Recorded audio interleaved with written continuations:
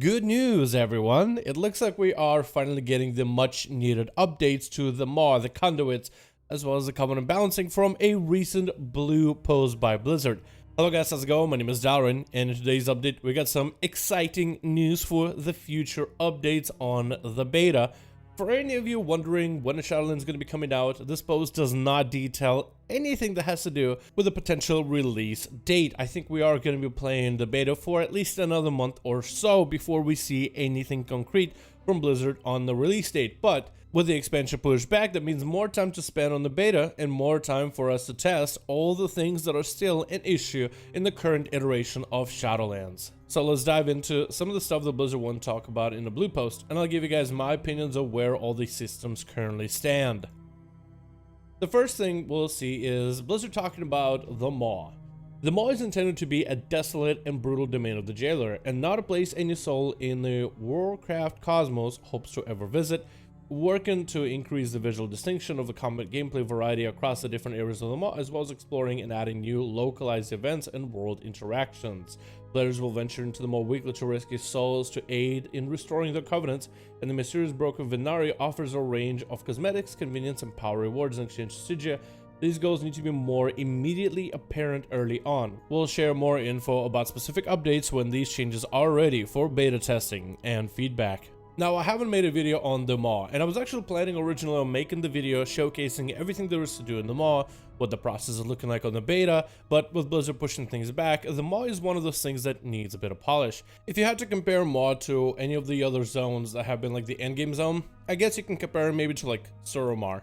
While Suramar isn't a perfect comparison, since Maw is a lot more sandboxy, Suramar had a purpose. You have the storyline, you do that every week, eventually you unlock your dungeons and your raids, and you would also unlock extra AP. So you actually wanted to do the story once a week.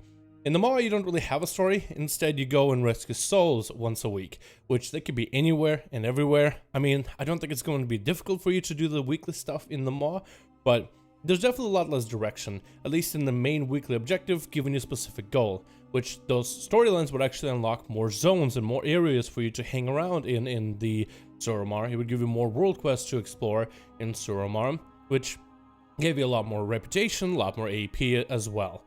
But also you had other activities in Suramar. You can go around and collect ley lines, you could do the fox hunt, you could do AP farming in there if you wanted to. You have the currency that you had over in Suramar, like the mana orbs or whatever it was.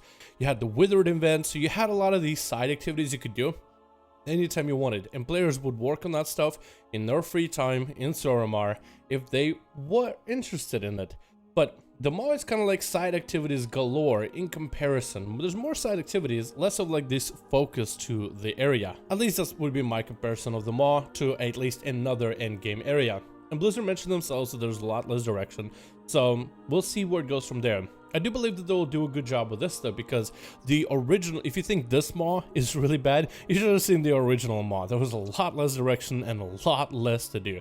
So Blizzard has made great progress in terms of where the Maw is at currently, but more progress needs to be done, so I guess it's a good thing that they did push back the expansion. We also have Blizzard talk to us about Conduits, which is my favorite topic. We've also received a lot of feedback about the Conduit system. Many of you expressed concerns that the current system will unreasonably limit experimentation and multi-spec play early in the expansion. In an upcoming build, we will be replacing the weekly cooldown on changing conduits with more flexible systems.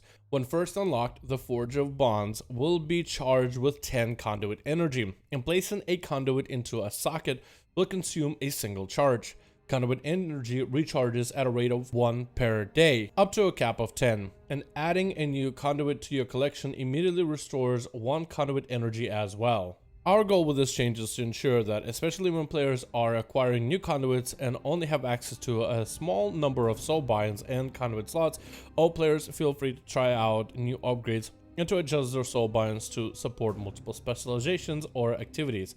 After the initial collection period for a given character, 7+ swaps per week should allow for more adaptation to suit specific roles or activities, while still requiring thoughtful decisions on how to customize each soul bind in your playstyle preference. Now, this sounds I think decent on paper. It does have some concerns, and we'll see how this functions in the end, but it seems like when you first unlock into your Forge of Bonds, you'll have 10 conduit energy.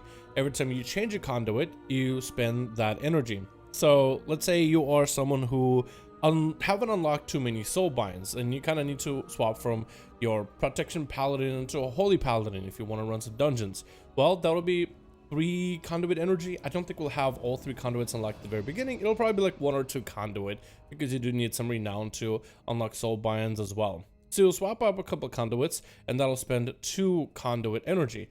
The next day goes by, you get 1 energy back. And if you unlock a new conduit, you immediately restore some of that energy as well. So as you, let's say, have a set amount of conduits, but one of them isn't your best pick. It only is like, what, 2% damage gain.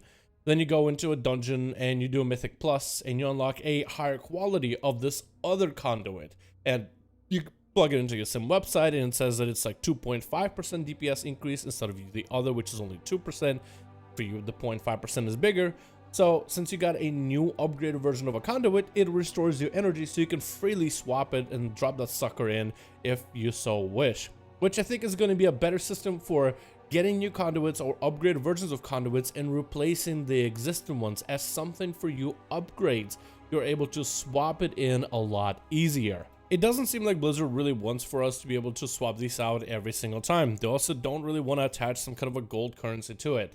So this change, at least compared to once a week change, I say is a step in the right direction. At least when you have a fully unlocked soulbind tree, or 3 of them, and you have all the different conduits, and you want to try a different build or change your build very, very slightly just for the day. Like, okay, so today we're raiding, I'm gonna swap myself for single target. All right, on the weekends I'm doing some Mythic Pluses, I'll swap one conduit to more AoE focus.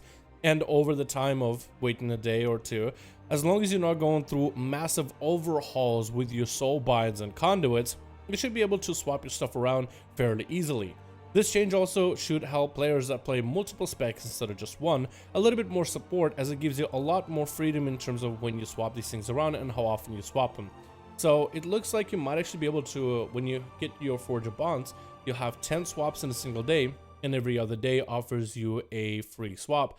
So in a week after you first unlock your Forge of Bonds, you could do like 16 swaps in the very first week. Will players do full 16 swap overhauls over a full week? I kind of doubt it, but again, it all depends on the spec. There might be certain playstyles and certain specs where you need a complete overhaul. Maybe there are certain soul binds that are just a best in slot. So that is something Blizzard is going to have to get more reaction from players in order to adjust in the future. Finally, Blizzard talked about class and covenant balancing, and this is good. I mean, all this talks about is they're going to be doing more tunings, more changes. I feel like the covenant balance, at least from the rogue perspective, it does seem a little closer than like a couple weeks ago, where the Venthyr and the Kyrian, like, of course some covenants are going to be ahead, but at least they're a lot closer, and I'm hoping that they adjust this for other specs as well. I am also hoping that we do some class tunings as well, because I feel like after playing my rogue for a while in the beta, rogues have gotten updates here and there, and we're for the most part fine, but I still feel a little weird about Assassination. I feel like there's some adjustments need to be done there. The fact that your bleeds aren't doing any damage is weird. I know probably gear is going to adjust a lot of things, but I still would love to see some sort of adjustment for specs that are not really touched all that often. Some of the specs I'm really hoping Blizzard to take a look at is maybe survival. Try to see if they can maybe make them into something interesting. Although I personally don't have any problems with survival, something cool and new for it I think would be great. Feral Druid is another one. It's not bad spec by any measure, but I think there's not a lot of people playing it, and that might be for a reason. I still hear to this day that people complain about boomkins in the playstyle, and while I for the most part have adjusted, I do want them to take a look at it again to see if they can improve on the gameplay a little bit more. Then I think that's really about it. I can't really think of any other specs. If you guys want to drop down which spec do you think they should take a second look at again for the balance tunings, whether it's a covenant, whether it's a spec, whether it's a class, let me know in the comments below what do you think they really need to look at. What's looking like trouble in your opinion? But otherwise, thank you guys so much for checking out this video. Lots of cool updates happening on the beta, and it looks like this next week of updates should be pretty exciting. I'm really hoping it's going to be full chock full of changes. Thank you guys so much for watching. Hope you enjoyed, and I'll see all of you in the other update.